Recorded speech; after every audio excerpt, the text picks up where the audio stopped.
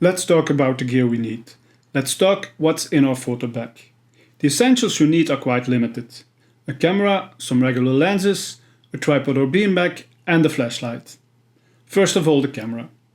Here any digital DSLR or mirrorless camera will do fine, as long as you can set them in manual mode. Smaller cameras are less suited as we want a soft out of focus background bokeh. Then we go to the lenses. A regular or macro lens in the range of 24 to 100 mm will do fine for a full frame.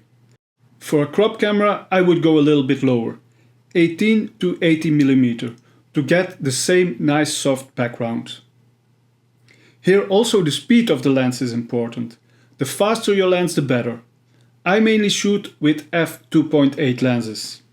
If you don't own a fast lens, an f3.5 or an f4 might also work. But a very good and cheap lens to use is a 50mm f1.4 or 1.8.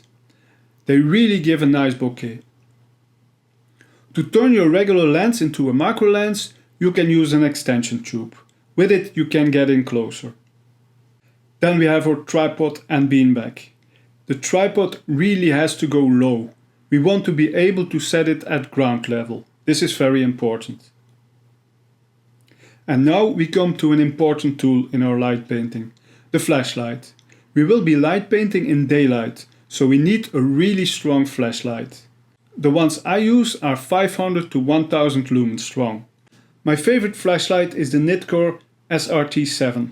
It has a lot of power, and you can adjust the strength of the beam gradually from 0 to 1000. But any flashlight that has a bit of power can be used.